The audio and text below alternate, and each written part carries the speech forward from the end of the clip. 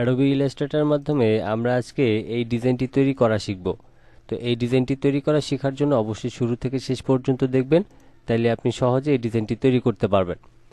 তো চলুন শুরু করে দিচ্ছি। আমি সম্পূর্ণ ডিজাইনটাকে ডিলিট করে দিলাম। প্রথমে আমি এদিক থেকে টাইপ টুলে যাব এবং টাইপ টুলে যাওয়ার পর আমি এখান থেকে VS লিখে নিব। তো এখানে হচ্ছে আমি যে ফন্টটাকে ব্যবহার করেছি সেই ফন্টটাকে আপনাদেরকে আমি নামটা দেখিয়ে দিচ্ছি, তাইলে আপনারা সহজে বুঝতে পারবেন। তো আমি এখান থেকে নামটাকে কপি করে আমি এদিক থেকে পেস্ট করে দিলাম। তো এটা হচ্ছে ফন্টের নাম। অবশ্যই আপনারা এই নামটা লিখে সার্চ করলে পেয়ে যাবেন গুগলে। এবার হচ্ছে প্রথমে আমরা এদিক থেকে রাইট বাটন ক্লিক করে ক্রিয়েট আউটলাইন করে নিব। এরপর রাইট বাটন ক্লিক করে আনগ্রুপ করে নিব। এরপর হচ্ছে আমাদের এখানে যে দুইটা ফন্ট আছে এটাকে আমরা আমাদের প্রয়োজন অনুযায়ী বড় করে নিব। এরপর হচ্ছে আমরা এদিক থেকে লাইন সেগমেন্ট টুলে যাব। লাইন সেগমেন্ট টুলে যাওয়ার পর মাউসের লেফট বাটন ক্লিক করে ধরে রেখে অবশ্যই শিফট ধরে এরকম একটা লাইন নিয়ে নেবেন এবং এখান থেকে সম্পূর্ণটাকে সিলেক্ট করে শেপ বিল্ডার টুলে যাবেন এবং এদিক থেকে রেড কালারটাকে সিলেক্ট করে আপনি নর্মালি এখানে একটা ক্লিক করে দিবেন, তাইলে এটা আমাদের রেড কালার হয়ে যাবে। এখন এইখানে এই যে লাইনটা আছে এটাকে আপনি সিলেক্ট করে ডিলিট করে দিবেন। এবার হচ্ছে আপনি এটাকে শিফটটাকে ধরে রেখে সুন্দর করে এটাকে এই পাশে নিয়ে এইভাবে বসিয়ে নেবেন। এরপর হচ্ছে এখানকার যে শেপটা আছে এটাকে অবশ্যই শিফটটাকে ধরে রেখে সুন্দর করে আপনি এটাকে একদম কাছাকাছি এই পর্যায়ে নিয়ে আসবেন। এটাকে নিয়ে আসার পর এরপরে হচ্ছে প্রথমে আমরা এদিক থেকে রেক্ট্যাঙ্গেল টুলে যাব এবং এখান থেকে শুরু করে আমরা এই পর্যন্ত এনে এটাকে অ্যাডজাস্ট করে দিব। তো আমরা এখান থেকে এটাকে সিলেক্ট করে শেপ বিল্ডার টুলে গিয়ে মাউসের লেফট বাটনটা ক্লিক করে অ্যাডজাস্ট করে দিলাম। এরপর হচ্ছে এই যে রেড কালারের যে অংশটা আছে এই রেড কালার অংশটাতে আমাদের এটাকে মাইনাস করতে হবে।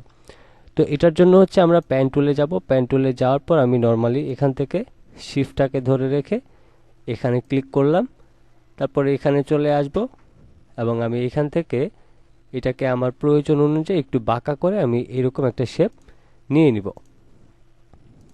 তো এইরকম অবশ্যই একটা শেপ নিয়ে নেবেন। এরপর হচ্ছে আমরা এই সব কয়টাকে ধরে আমরা হচ্ছে শেপ বিল্ডার টুলে গিয়ে আমরা এখান থেকে এটাকে মাইনাস করব। তো আমি অল্টার ধরে এটাকে মাইনাস করে দিতেছি। আপনারা অবশ্যই এটাকে এভাবে করে সিলেক্ট করে মাইনাস করে দিবেন। আমি এইভাবে মাইনাস করে দিলাম। এবার এখান থেকে এটাকে আমরা সরাই দিলে এটা ডিলিট হয়ে যাবে। আমাদের মাঝখান দিয়ে কিন্তু গ্যাপটা তৈরি হয়ে গেল।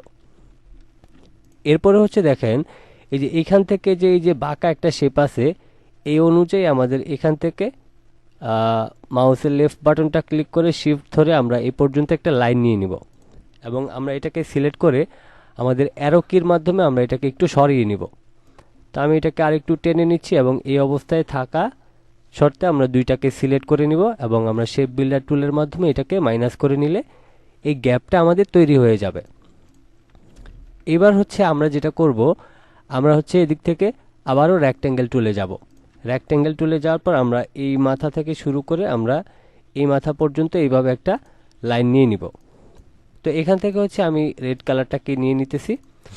দেন এবার আমরা এই সব কয়টাকে সিলেক্ট করে আমরা শেপ বিল্ডার টুলের মাধ্যমে মাউসের লেফট বাটনটা ক্লিক করে একটা করে নিব। এবার হচ্ছে এইখান থেকে এটাকে সিলেক্ট করে আমি হচ্ছে এখান থেকে অ্যাশ কালারটা দিয়ে দিতেছি। আমি এই কালারটা দিয়ে নিলাম। এরপর হচ্ছে এইটাকে হচ্ছে আমি এখান থেকে রেড কালার দিব এবং এখান থেকে এটাকে আমি রেড কালার দিয়ে দিব। এবার হচ্ছে আমাদের নিচে যে লেখাটা ছিল সেই লেখাটা আমরা লিখে নিচ্ছি VACTORSTOCK।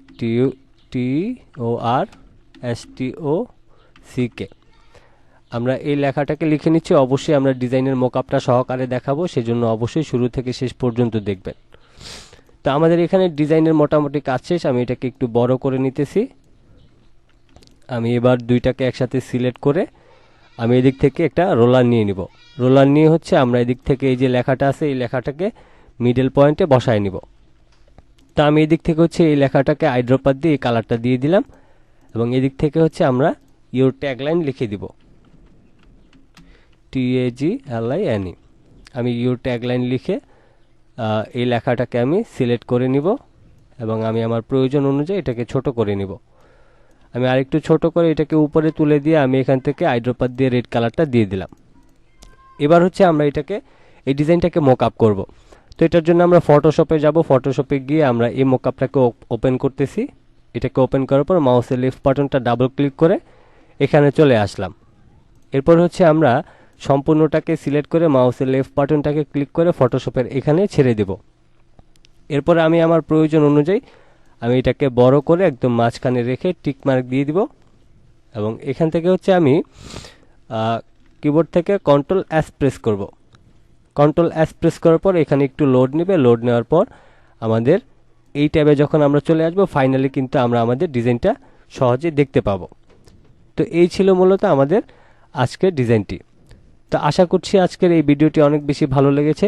ভিডিওটি ভালো লেগে থাকলে অবশ্যই ভিডিওতে একটি লাইক দিয়ে দিবেন এবং নিয়মিত গ্রাফিক ডিজাইন শেখার জন্য অবশ্যই চ্যানেলটিকে সাবস্ক্রাইব করে সাথে থাকবেন। সবাই ভালো থাকবেন, সুস্থ থাকবেন। আল্লাহ হাফেজ।